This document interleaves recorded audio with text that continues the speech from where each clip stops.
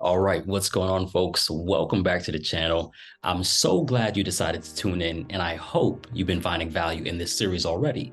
Today, I'm going to give you step number 2 in our Dear Sis formula. Actually, I don't think I've called it a formula before, but I'm giving you step number 2. Maybe it is a formula. I don't know, whatever you want to call it. But I got step 2 locked and loaded, and I'm so excited to give it to you. So without further ado, let's get into it.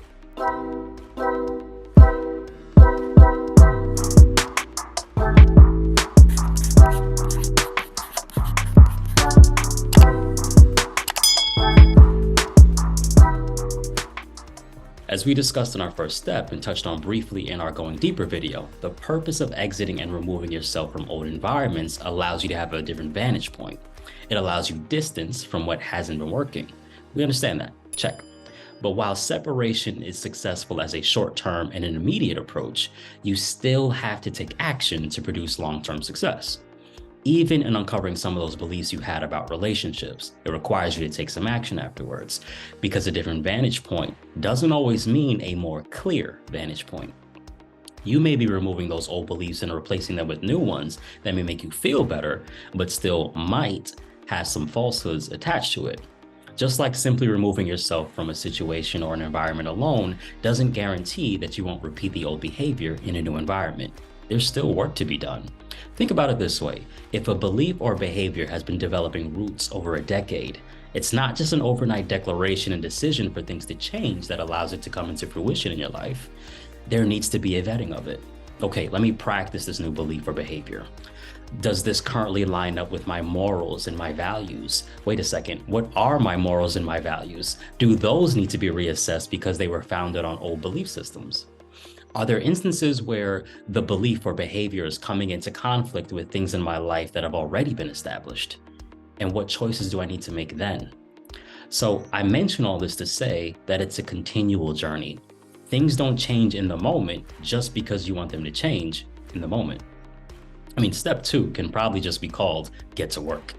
But instead of making it broad or general, I want to share with you what type of work you'll be getting into. The focus for this step is to make sure that you're able to thrive in this new environment, right? I want you to experience it with a fresh perspective that's not tainted with the residue of the old season. And oftentimes, it's very easy to taint your new space by simply reminiscing or rehearsing in your mind all the times relationships haven't worked out, or the pain of those relationships. It's easy to get caught up in the feeling of being alone or being fearful of having taken such a bold step or removing yourself from things that you just want to go back into the multitude of safety with your old thoughts. New can be scary. Doing something different can generate so many questions of it being the right decision to make. And was this the right time to make this decision? But my hope is that you'll begin to embrace the scary. Embrace the fear, knowing that you've probably done even more challenging things in your life before this. And then consider, what's at the under end of the discomfort that I can look forward to? If I do this, if I look behind that curtain, what's the payoff? I believe the payoff is possibility. And I want to make sure you seek possibility with joyful expectation. And in order to seek possibility, you need to be able to see possibility. Step 2 is removing the veil, which means to uncover what's previously been blocking your view. And more than just blocking, distorting it. Where there's distorted reality, there's the likelihood of a life that is misdirected and isn't reaching its true potential, especially when it comes to relationships. Because if I can't see clearly, then I can't choose properly. I can't choose wisely. Whether that be choosing a partner I'd like to be with or making good decisions with the choices that'll be presented to me as I'm in the relationship. Or whether that be moments where I need to choose myself. If I'm unable to see, or I'm only seeing through the lens of distortion, my behaviors and my choices will reflect that. So removing the veil from your eyes is paramount. If you've gone through the workbook, I've prompted you to assess a few things that would have you privy to patterns, trends, similarities, all the things that would bring you some new awareness. And the goal there was inventory, right? Look back for no other reason than to gather information, right? We need to collect the data. If you noticed, however, what I'm not asking you to explore is how you felt about the information that was uncovered. Just want you to look at the facts, right? Didn't want you to necessarily look at the emotional component of it. So as we remove the veil from your eyes, this step is also an opportunity to observe the scars on your heart. Now, some of you may be watching this and thinking to yourself that you don't have any scars to report back. You might say, Anthony, I'm okay. Listen, I've resolved all that past heartbreak. There's no need to go there and dig anything back up, and that's fine. But I encourage you that checking in on you, even if you feel fine, can be one of the best decisions you can make for yourself. It's quite common that our life experiences are captured, framed, and remembered in the context of the emotions experienced in the moment. And it's possible that in those moments, we may not have had the wherewithal to properly assess what was experienced emotionally.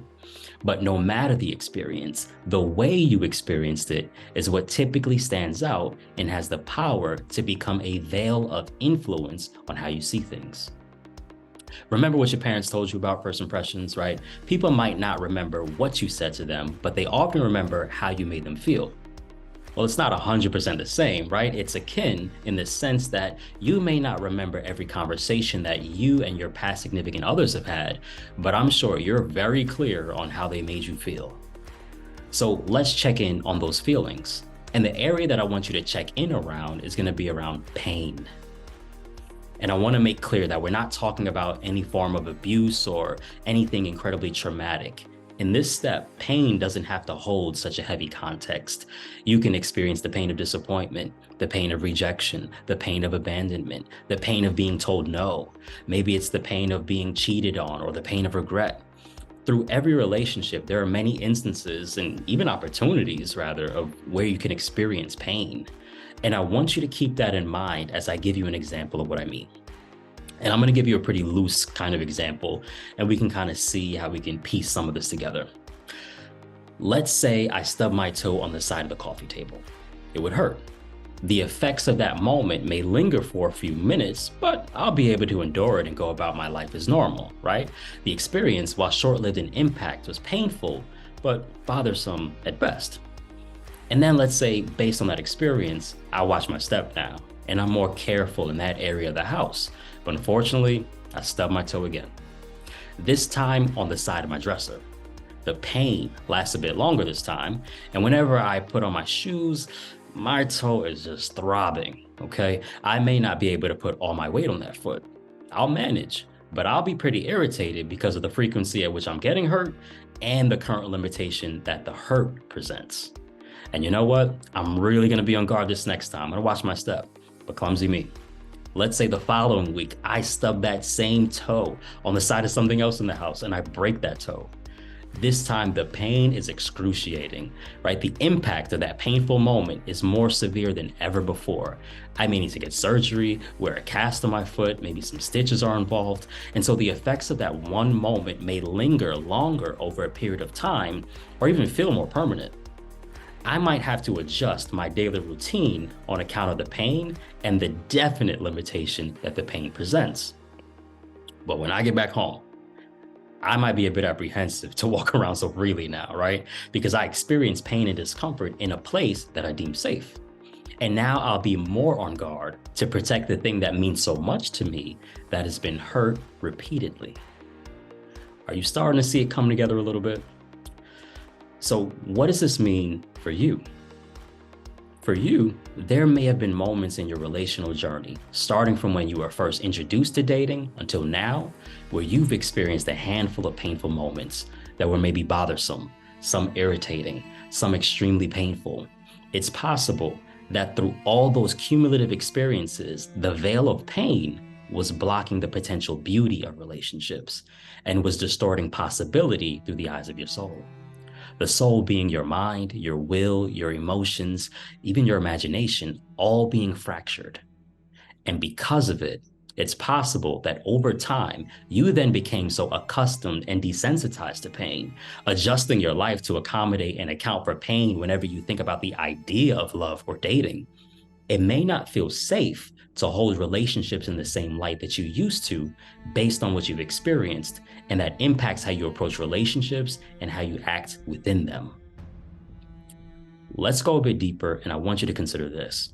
Pain can still be present and active in my life, even if the effects of it aren't immediately felt recognized, or as painful as the painful moment itself.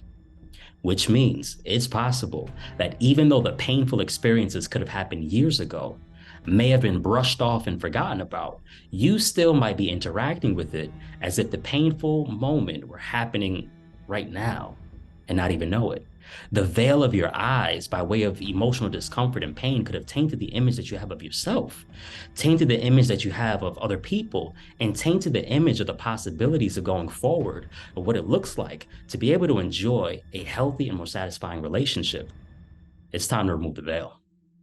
All right, that's it for this video. If you like what you see, subscribe and hit the bell icon so you can see when I upload something new. Until next time, folks, I love you. God loves you more. Peace.